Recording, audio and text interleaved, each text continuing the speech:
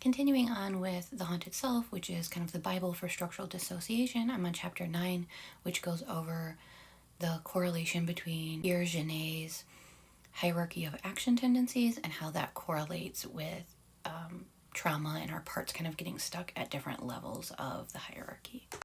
Last time we just got through the first level, and so this one is starting in at level 2, and there's 9 total.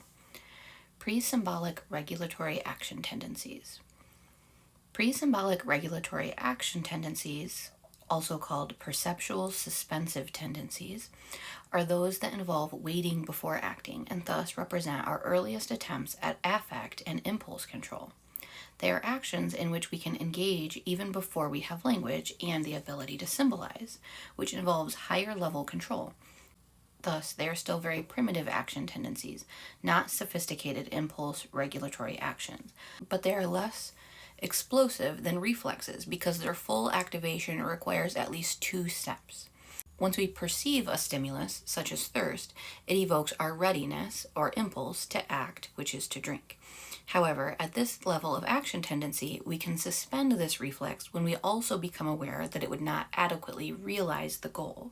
For example, if the water is too hot or maybe dirty, we thus wait a second for a second stimulus, meaning the cooling of the water, that launches the reflex from a stage of construction and readiness, and lets it run its full course.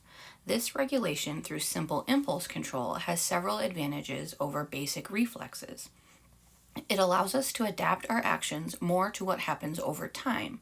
They gain flexibility, and it marks the beginning of our ability to accumulate physical and mental energy. We accumulate energy as we postpone the motor action because we become more needful as we wait. For example, we can only postpone actions such as eating, drinking, and sleeping for so long, and eventually we must act. This buildup of impatience provides us with energy to execute the motor actions with physical force and mental dedication. It also helps us learn that we can receive gratification from actions that are delayed. Pre-symbolic regulatory action tendencies include the tendencies of defense, such as flight and freeze, and basic action tendencies in relation to objects or things. Objects do not exist for us in a psychological sense until we construct, that is, detect how we can use them. For example, a safe place is not a given for abused children, but only becomes a safe place when they discover that they can, for instance, hide in the closet and feel safe. In the same way, a survivor has to learn that the therapist's office is a safe place. Our use for an object depends on the action systems that are dominant in a given moment. Thus, depending on whether a survivor is dominated by the action system of defense or one of daily life, he or she may perceive a chair as something to hide behind or use as a weapon, meaning defense, or as a reminder of being tied to a chair and abused as a child, or as something in which to sit and talk quietly and safely with the therapist, which is exploration. These different constructs mediate quite different behavioral action tendencies regarding an object, such as hiding, fighting, cringing, or sitting. Hence, mental construction of an object in one way or another generates some flexibility of behavioral action, as long as our action systems are somewhat coordinated. This flexibility is an advance over simple unconditioned reflex, in which the connection between stimulus and response is largely fixed. Thus, when a survivor is able to engage in pre-symbolic action tendencies, his or her action tendencies are slightly more flexible. That is, he or she can adapt more easily than when they are completely dominated by simple reflexes. Pre-symbolic regulatory action tendencies also include a regulation of different action tendencies regarding a situation. A situation involves a combination of 2 or more different perceived stimuli that exist in close proximity to each other. For example, a child is thirsty and sees water in a glass, but also sees his or her abuser in the room. Different objects, the water and their abuser, can be relevant for different action systems, energy management, and defense. To resolve potential conflicts, these action systems must become integrated. Thus, the child does better to suspend the wish to drink water if the abuser will punish him for drinking it. Finally, pre-symbolic regulation involves managing needs that cannot be realized because a stimulus that would release the motor action does not occur. For example, Laura had no way to manage her desperate need for food, water, and warmth when her abusers locked her in a shed in the winter for days at a time. Therefore, at the time, she was unable to execute and complete the action tendencies of eating, drinking, and seeking warmth. In treatment, it became apparent that Laura, while as her EP part, continued to long for food, drink, and warmth in the present as though they were not available. She was so afraid that she would be denied these necessities that she avoided seeking them out or accepting them when they were offered. That is, the normal stimuli of food and drink, which would normally evoke behaviors to attain them, did not evoke Laura's access to tendencies to fill her own needs. Pre-symbolic regulation compromises the beginning of attention because as we put our behavioral action on hold, we wait or search for the stimulus that tells us to release the suspended action. And waiting and searching involve emergent mental actions that generate the phenomena of memory and a sense of time. Without these mental actions, we would lose the point of waiting and searching.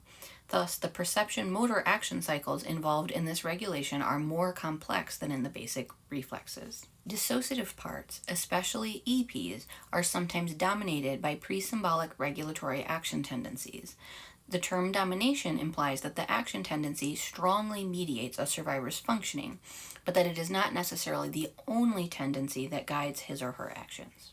A lack of impulse control or affect regulation, i.e. basic regulation of action systems, is a notorious problem in trauma survivors. Particularly as EP, they engage in some simple perception motor cycles that preclude self-regulation that would be more adaptive. At times, their field of consciousness is so retracted they do not synthesize vital stimuli, and their mental efficiency is so low that they cannot control their impulses. For example, survivors as EP may hit their partner when they feel severely threatened or re-experience traumatizing events. They can be so blind in these instances that they hit a loved one instead of a pillow or other object. However, given sufficient mental efficiency, they may suspend particular impulses for a long time or may never fully execute them. Level 3 is pre-symbolic socio-personal action tendencies. In basic reflexes and pre-symbolic regulatory action tendencies, a single individual performs the complete action. In pre-symbolic socio-personal action tendencies, which Janet more briefly refers to as socio-personal action tendencies, a complication is added. Now, the action of one individual must be completed by a complementary action from another individual. At this level, our perception motor action cycles include a recognition of other people and their relevance to us, but still with little language. This recognition is the beginning of mentalization. The actions of mentalization involve the recognition that other people are not just objects as applies to the previous level in the hierarchy, but have their own minds, thus feelings, thoughts, and goals that may be different from ours. Mentalization allows us to be empathetic and to learn from others, such as observing skills, and adaptively respond both to their actions and to our own. Pre-symbolic socio-personal tendencies are primarily nonverbal and can be divided into actions of imitation, subordination, and collaboration. Our exquisite ability for imitation is at the heart of human culture. Learning via imitation is far more efficient or economical than learning by trial and error because it saves us time, energy, and error. Our ability to imitate is available early in life. For example, infants start to imitate the facial expressions of their mother within 40 hours after birth. Actions of imitation include the imitator and the imitated.